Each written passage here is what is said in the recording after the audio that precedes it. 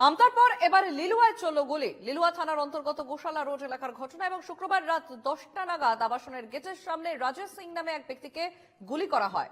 বাইকে করে এসে গুলি চালানোর অভিযোগ দুষ্কৃতীদের বিরুদ্ধে। পেটে গুলি লাগে ওই ব্যক্তির। আশঙ্কাজনক অবস্থায় ওই ব্যক্তিকে হাওড়ার এক বেসরকারি হাসপাতালে নিয়ে যাওয়া হয়। ঘটনায় আতঙ্কিত এলাকার মানুষ। পুলিশ সূত্রে জানা গিয়েছে, এর আগে খুনের মামলা সহ অসামাজিক কাজের সঙ্গে যুক্ত ছিল রাজেশ। তবে ঠিক কি কারণে গুলি তা খতিয়ে দেখা হচ্ছে।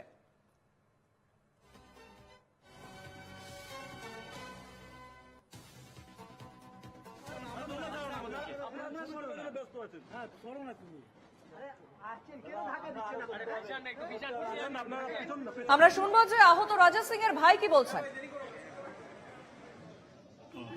10টা 3 ফোন এসছে, বললো তো দাদা আমি গুলি লেগেছে, যশোর হসপিটালে নিয়ে আসছে। আমি যশোর হসপিটালে গিয়েছি, যশোর হসপিটালে দেখেছি ওনাকে মনে হচ্ছিল গুলি লেগেছে, রক্ত থেকে পুরো একদম চান করে যাচ্ছে।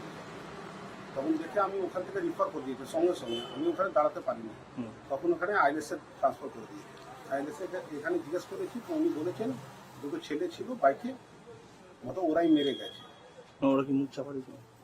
মুখ চাপা দিয়েছিল? হ্যাঁ, মুখে কাপড় ছিল। চিনতে পেরেছো কিছু বলে? না, ও এখন বলতে পারছি না, অজ্ঞানে আছে। এটা কখন হয়? কখন নাগাদ হয়? এটা মনে হচ্ছে, আমার যা মনে হচ্ছে 9:30টার সময়, 10:30টার সময় এমনি হয়। আপনি তারপর ওনাকে নিয়ে এসে হ্যাঁ, আইএলএসএ নিয়ে। আপনার নাম?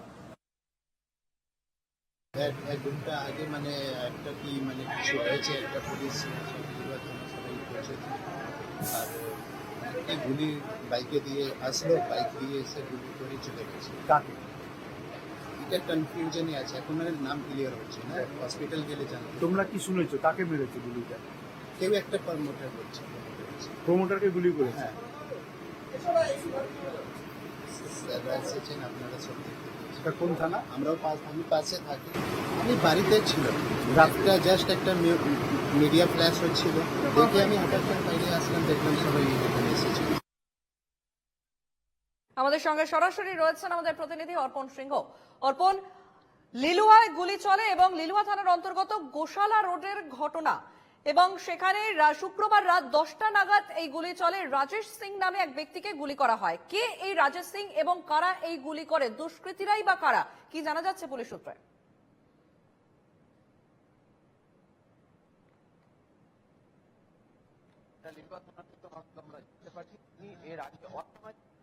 এবং বিভিন্নভাবে তিনি কিন্তু জেল খেটেছিলেন এবং গতকালকের রাত্রির 10টা নাগাদ এই ঘটনাটি ঘটে। গোশালা রোডের ওপর একেবারে সেই আবাসন আমার পেছনে রয়েছে, আমি দেখাবো, সেই আবাসনের একেবারেই নিচে তিনি কিন্তু দাঁড়িয়েছিলেন এবং হঠাৎই আচমকাই কয়েকজন দুষ্কৃতী তারা গাড়ি করে তারা আসেন এবং বাইকে করে এবং তাকে লক্ষ্য করে গুলি চালানো হয় এবং গুলির ফলে তিনি কিন্তু লুটিয়ে পড়েন মাটিতে এবং সেই যে ঘটনার স্থল সেটি কিন্তু একেবারে দেখা যাচ্ছে এবং তারপরে ওই দুষ্কৃতীরা কিন্তু চম্পট দেয় এবং যেটা জানা যায় যে এই দুষ্কৃতীরা তাদের কিন্তু ঘটনার খবর পেয়েছে স্থানীয়রা, যেটা জানিয়েছে যে এই ঘটনার খবর পেয়ে স্থানীয়রা কিন্তু আশপাশের মানুষজন তারা ছুটে আসেন এবং খবর দেওয়া হয় কিন্তু লিলুয়া থানায়। লিলুয়া থানার আধিকারিকরা এবং হাওড়া সিটি পুলিশের উচ্চপদস্থ আধিকারিকরা ঘটনাস্থলে আসেন।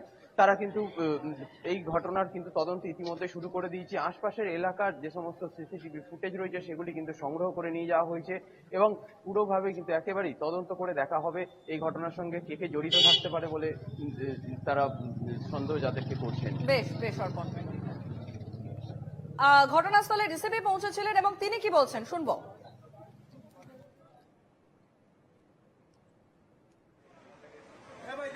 আজকে এখানে একটা ফায়ারিং এর ইনসিডেন্ট হয়েছে যেখানে রাজেশ সিং বলে একজন ইনজিওর্ড হয়েছে।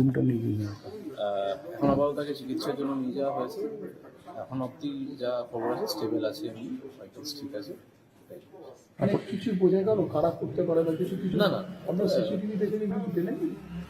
এখানে তো দেখতে হবে কোথায় কোথায় আমরা সিসিটিভি কি পাই। সেরকম তো এখন মানে ইনভেস্টিগেশন তো একদম প্রাইমারি স্টেজে আছে। সবটাই মানে আপনার ট্রিটমেন্ট সবটা ঠিক আছে। রাজেশ সিং সম্বন্ধে কিছু বলতেন আপনি? কি ছিল বা কিছু না? তো এমনিতে লাস্ট 5-6 বছর ধরে যদিও সেরকম কোনো কেসে ইনভলভমেন্ট দেখা যায়নি, তার আগে তার বিভিন্ন কেস টেস ছিল। বেশি কেস মানে বেশি জেলও খেটেছিল? হ্যাঁ একদম। আমি আবার অর্পণের কাছে যাব। অর্পণ, এই যে রাজেশ সিং, তার কি কোন রকম কোন রাজনৈতিক যোগ আছে, কিংবা রাজেশের পরিবারের তরফ থেকে তারাই বা কি বলছেন? তাদের কি কারোকে সন্দেহ হয়, কি জানা যাচ্ছে?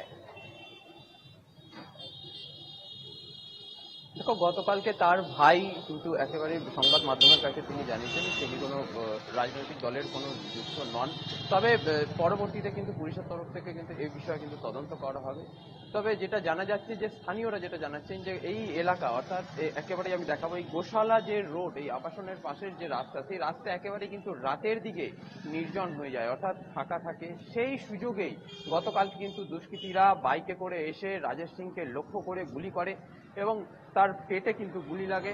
গুলি লাগার ফলে তিনি লুটিয়ে পড়েন এবং আশপাশের মানুষজন ছুটে আসলেই সেখানে পুলিশকে খবর দেওয়া হয় এবং ঘটনাস্থলে পুলিশ আসেন, উচ্চপদস্থ আধিকারিকরা আসেন হাওড়া সিটি পুলিশের। এবং প্রশ্ন যেটা উঠছে নিরাপত্তা নিয়ে, যেখানে রাতের দিকে এই এলাকায় ফাঁকা থাকে সেই সুযোগেই কাজে লাগিয়ে নিয়েছে এই দুষ্কৃতীরা। তবে কেন পুলিশের ব্যবস্থা আগে থাকতে ছিল না, কেন পুলিশি টহলদারি ছিল না, এটা একটা এভাবে কিন্তু স্থানীয়দের এইটা প্রশ্নচিহ্ন তারা তুলছেন। এবং পাশাপাশি যে ঘটনার এই যে আশপাশের যে সমস্ত সিসিটিভি ফুটেজ, অর্পণ, ফিরছি তোমার কাছে, তুমি সঙ্গে থাকো। আমাদের সঙ্গে ফোন লাইনে রয়েছেন প্রাক্তন পুলিশ কর্তা নজরুল ইসলাম। নজরুল বাবু, আপনাকে এনকেটিভি বাংলায় স্বাগত। আমরা আমতার ঘটনার পর দেখলাম এবারে লিলুয়াতেও গুলি চলেছে এবং কিছু দুষ্কৃতী এসে এক ব্যক্তিকে গুলি করে তারা বেরিয়ে যায়। এইভাবে সাধারণ মানুষ, এরপর সেই ব্যক্তি যিনি রাজেশ সিং, আপাতত তাকে হাসপাতালে ভর্তি করা হয়েছে, কিন্তু এভাবে হঠাৎ করে দুষ্কৃতী তাণ্ডব বা এভাবে এসে গুলি চালিয়ে তারা বেরিয়ে যাচ্ছেন, এই নিয়ে রাজ্যের আইন শৃঙ্খলা নিয়ে প্রশ্ন। দেখুন, এটা হঠাৎ করে হয়নি। মানুষ অপরাধীদের কাছে বেআইনি বন্দুক এবং গুলি অনেক এসে গিয়েছে এবং পুলিশের লোকেরা সেগুলো উদ্ধার করছেন না বা করতে পারছেন না। ফলে দেখা যাচ্ছে যে কেউ মদ খেতে যাচ্ছে, সেখানেও গুলি চালিয়ে দিচ্ছে, কেউ পিকনিক করতে যাচ্ছে, সেখানেও গুলি চালিয়ে দিচ্ছে। একদম। তো ফলে গুলি চালানোটা কোনো ভয় নেই, পুলিশেরও ভয় নেই, আদালতেরও ভয় নেই। এই অবস্থা চলতে থাকলে আরো বেশি গুলি চলবে, আরো আইন শৃঙ্খলার অবনতি হবে। এই বেআইনি অস্ত্র উদ্ধার প্রশাসনকে হয় করতে হবে, নাহলে অবস্থা খারাপ হবে। বলুন। একবারে ধন্যবাদ নজরুল বাবু। আমাদের সঙ্গে ফোন লাইনে ছিলেন প্রাক্তন পুলিশ কর্তা নজরুল ইসলাম। আমাদের সঙ্গে সরাসরি ছিলেন আমাদের প্রতিনিধি অর্পণ সিংহ। অর্পণ, তোমাকে ধন্যবাদ।